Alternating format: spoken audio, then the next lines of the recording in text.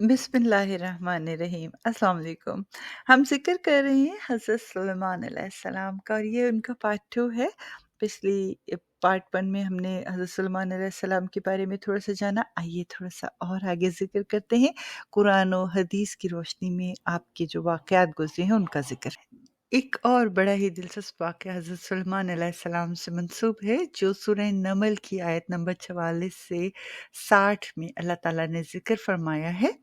मैं उसका तर्जुमा तो नहीं आपको, मगर वो वाक़या बहुत डिटेल से आपके साथ शेयर करती हूँ।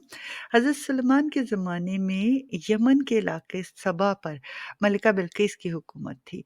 एक दिन हज़रत सुलेमान अलैहिस्सलाम का दरबार लगा हुआ था, जिनमें तमाम जिन इन चरिंद परिंद अपनी-अपनी जगहों पर बैठे हुए थे कि हुदहुद गैर हाज़िर था। तो आप अलैहिस्सलाम को जब हुदहुद नज़र ना आया तो आपने कहा कि हुदहुद के पास यकीनन अपनी गैर हाज़िरी की कोई माक़ूल वजह होगी और अगर ऐसा ना हुआ तो उसे सख्त सज़ा दी जाएगी। हज़रत अब्दुल्ला इब्न अब्बास रज़ी अल्लाह तआला अन्हु से रिवायत है कि तमाम परिंदों में हुदहुद की तफ्तीश की वजह ये थी कि आप रज़ी अल्लाह तआला ने फरमाया कि हज़रत सुलेमान अलैहिस्सलाम किसी ऐसे मुकाम के ऊपर क़याम फरमाया था, जहाँ पानी नहीं था। तो अल्लाह ताला ने हुदहुद को ये ख़ासियत अता फ़रमाई है कि वो ज़मीन के अंदर की चीज़ों को, ज़मीन के अंदर बहते हुए चश्मों को भी देख लेता था, महसूस कर लेता था पानी की मौजूदगी को। तो हज़रत सुलेमान अलैहिस्सलाम का मकसूद ये था कि हुदहुद से मालूम करें कि वो पानी मैदान की कितनी गहराई में है और किस जगह पे उन्हें खोदने की ज़रूरत है और उसके बाद जो है वो जिन्नात को हुक्म दे के पानी को ज़मीन से निकाला जा सके। तो अभी ये बात हो ही रही थी कि हुदहुद हाज़िर हो गया। हज़रत सुलेमान अलैहिस्सलाम ने दरियाफ़्त किया कि कहाँ थे, तो उसने बताया कि उड़ता हुआ यमन के मुल्क में जा पहुँचा था, जहाँ की हुकूमत मलका बिल्कीस के हाथ में है। खुदा ने सब कुछ दे रखा है, एक बहुत ही कीमती तख़्त है और शानदार भी है, लेकिन शयातीन ने उसको गुमराह किया हुआ है। वो खुदाए वाहिद की जगह आफ़ताब की परस्तिश यानी सूरज की परस्तिश करती है। तो हज़रत सुलेमान अलैहिस्सलाम ने फ़रमाया कि अच्छा, तो तू ऐसा कर कि मेरा एक ख़त लेकर जा और तेरे झूठ और सच का इम्तिहान भी हो जाएगा। और उन्होंने कहा कि वो ख़त जो है वो मलका बिल्कीस के आगे डाल के तुम थोड़ा फ़ासले पे हो जाना। चुनांचे हुदहुद ने आपका ख़त लेकर गया, मलका बिल्कीस के पास पहुँचकर ख़त उनके आगे डाला, तो मलका ने ख़त पढ़कर दरबारियों को बुलाया। ख़त का मज़मून उनको पढ़कर सुनाया, जो कुछ इस तरह था कि ये ख़त सुलेमान की तरफ से है और अल्लाह के नाम से शुरू किया जाता है, जो बड़ा मेहरबान और रहम वाला है। तुमको सरकशी और सरबुलंदी का इज़हार नहीं करना चाहिए था और तुम मेरे पास खुदा की फर्माबरदार बनकर आओ। मलिका ने शाही मुशीरों को ख़त पढ़कर सुनाया और इस मामले में उनसे मशवरा तलब किया। मुशीरों ने ये मशवरा दिया कि हम बड़े ज़ोरावर और सख्त जंगजू हैं, आगे आपको इख्तियार है, आप खुद ही सोच लें और हमें आप जो भी हुक्म देंगे हम उसको पूरा करेंगे। ताहम उसकी राय सरदारों से मुख्तलिफ थी और वो बेहतर अक्लमंद औरत थी। उसे मालूम हो गया कि इस अंदाज से ख़त भेजने वाले का मुकाबला करना या उसे धोखा देना मुमकिन नहीं है और बादशाह जब किसी बस्ती में घुसते हैं तो उसे उजाड़ देते हैं और वहाँ के बाइज़्ज़त लोगों को ज़लील कर देते हैं और ये लोग भी ऐसा ही करेंगे। उसने कहा कि अगर ये बादशाह हमारे मुल्क पर ग़ालिब आ गया तो उसके ग़ज़ो-ग़ज़ब का निशाना सबसे पहले तो मैं खुद बनूँगी। इसलिए उसने कहा कि मैं इन्हें एक हदिया यानी तोहफ़ा भेजती हूँ। फिर देख लूँगी कि कासिद क्या जवाब लेकर लौटते हैं। इसका ख़्याल था कि हज़रत सुलेमान अलैहिस्सलाम को तोहफ़ा या रिश्वत जो भी हम कह लें, देकर उन्हें खुश कर दे और इस तरह अपनी सल्तनत बचा ले। उसे मालूम न था कि हज़रत सुलेमान अलैहिस्सलाम एक नबी हैं, जो कुफ़र के साथ मसालहत कर ही नहीं सकते।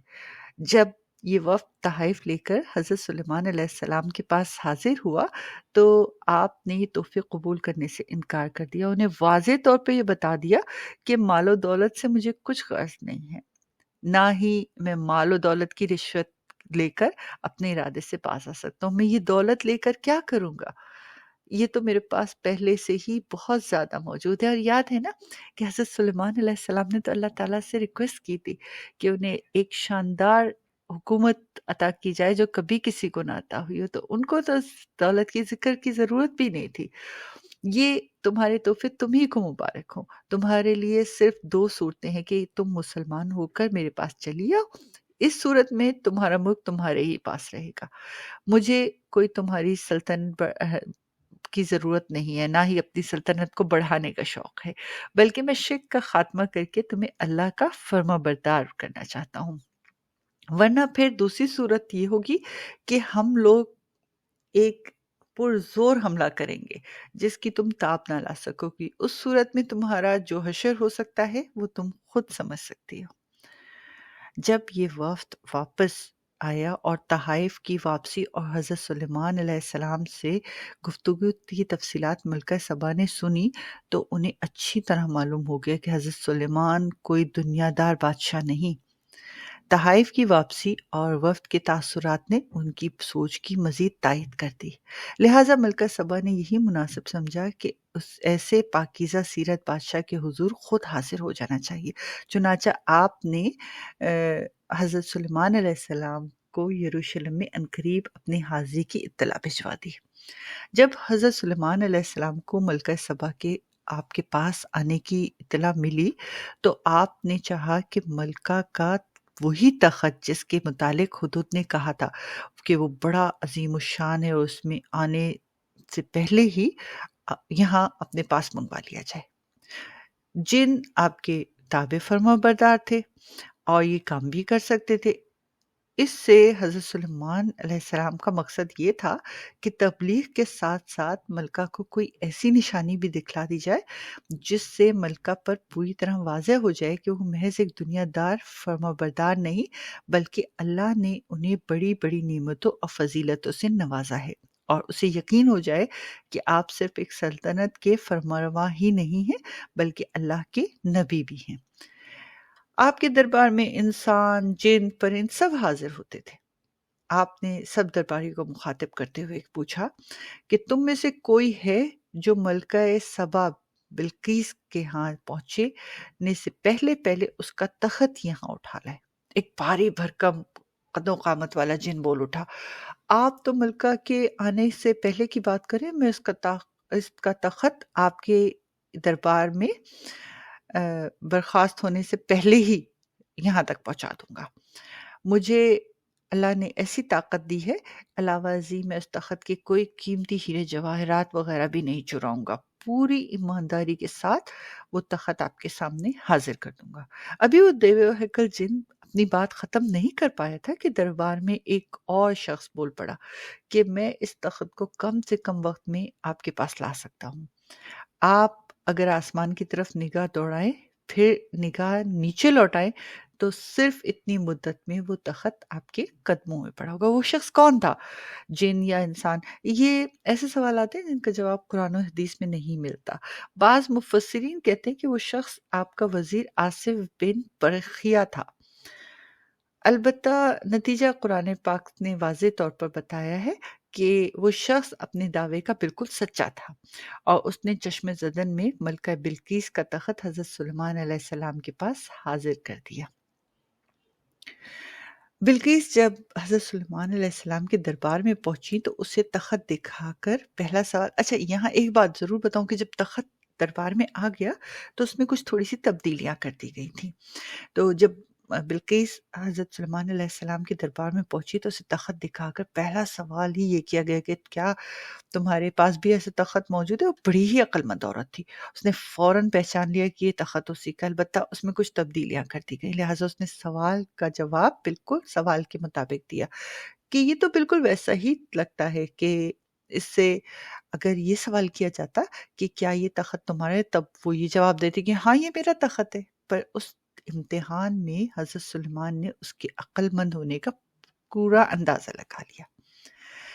اس سوال کے بعد جو بات حضرت سلیمان علیہ السلام اسے سمجھانا چاہتے تھے اس نے خود ہی اظہار کر دیا اور کہنے لگی کہ یہ عرش کو یہاں لانے کا کام واقعی معجزہ ہے، تو آپ کی نبوت کی دلیل بھی ہو گئی، لیکن ہمیں اس سے پہلے ہی آپ کے متعلق بہت کچھ معلومات حاصل ہو چکی ہیں اور میں آپ کی تابع اور فرما بردار ہو کر یہاں آئی ہوں۔ اب حضرت سلیمان علیہ السلام نے بلقیس کی عقل کا دوسرا امتحان لیا اور اسے کچھ اور مزید باتیں سمجھانے کی کوشش کی۔ ہوا یوں کہ حضرت سلیمان علیہ السلام نے اپنے محل کے صحن کا کچھ اس انداز سے بنوایا تھا جس کے اوپر شیشہ جڑا ہوا تھا، لیکن جب کوئی شخص محل میں داخل ہوتا تھا تو اس کا زاویہ نگاہ کچھ ایسا ہوتا تھا کہ اسے وہ صحن ایک گہرا پانی کا حوض معلوم ہوتا تھا، جسے میں پانی کی لہریں تیر رہی ہوں، لہریں آ رہی ہوں، اور اس کی کیفیت کچھ ایسی ہو جاتی تھی جیسے کسی دور سے دیکھنے والے کو ریت کا سراب نہیں نظر آتا، ٹھاٹھے مارتا ہوا پانی کی طرح کا، اس طرح کا۔ تو آپ نے بلقیس سے فرمایا کہ چلو اب محل میں چلیں۔ بلقیس نے جب صحن کا وہ نظارہ دیکھا تو اسے پانی کا گہرا حوض سمجھ کر اس نے اپنی پنڈلیوں سے اپنے پائنچے اٹھا لیے، یعنی تھوڑی سی جیسے شلوار اونچی نہیں کر لیتے پانی میں جاتے ہوئے، اس طرح سے اس نے کر لی۔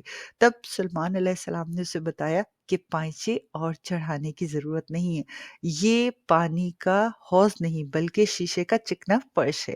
گویا اس امتحان میں بھی وہ دھوکا کھا گئی، یعنی اس طرح میں شیشے کے صحن کو پانی کی لہریں مارنے والا سمندر اور گہرا حوض سمجھ کے غلط فہمی ہوئی، اس یہ بتانے کی کوشش کی تھی کہ اسی طرح بالکل تمہاری قوم نے سورج کی چمک دمک کو دیکھ کر اپنا معبود بنانے کی کوشش کی، حالانکہ ہر چیز جو ہے وہ چمک دمک والی وہ معبود نہیں ہو سکتی، اور یہ بہت بڑی غلطی تھی اور اپنے اوپر ظلم تھا۔ بلقیس جو اللہ رب العالمین پر ایمان لائی تو یہ اس کی ذہانت کی وجہ سے تھا۔ کئی واقعات پہلے ایسے گزر چکے تھے جن سے اسے یہ یقین ہوتا جا رہا تھا کہ حضرت سلیمان علیہ السلام واقعی حق پر ہیں اور اللہ کے نبی ہیں، اور اس کے مذہب کی بنیاد بالکل باطل ہے۔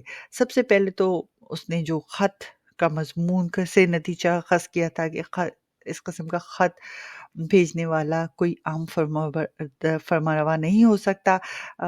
پھر جس نامبر کے ذریعے یعنی ہدہد کے ذریعے وہ خط اس تک پہنچایا گیا تھا وہ بھی غیر معمولی سی بات تھی، اور پھر تحائف کی واپسی سے بھی اس نے یہ اندازہ لگا لیا تھا کہ یہ کوئی دنیا کا عام آدمی نہیں ہے، اور نیز یہ کہ وہ کبھی اس کا مقابلہ کتاب نہیں لا سکے گی۔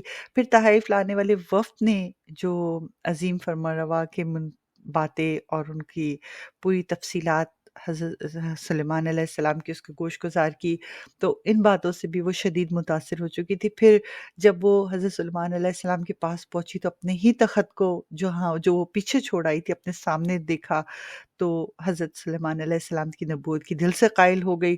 پھر اب محل میں داخلے کے وقت جس چیز نے سب سے زیادہ اسے متاثر کیا وہ یہ چیز تھی کہ اتنا بڑا فرمانروا جس کے پاس اس سے کئی گنا زیادہ مال و دولت اور عیش و عشرت کے سامان موجود ہیں، اور وہ اس قدر اللہ کا شکر گزار اور عاجز بندہ ہے کہ اسے حیران کر گیا۔ ان سب باتوں نے مل کر اسے مجبور کر دیا کہ وہ حضرت سلیمان علیہ السلام کے سامنے برملا اپنے ایمان لانے کا اعلان کر دے۔ سبحان اللہ۔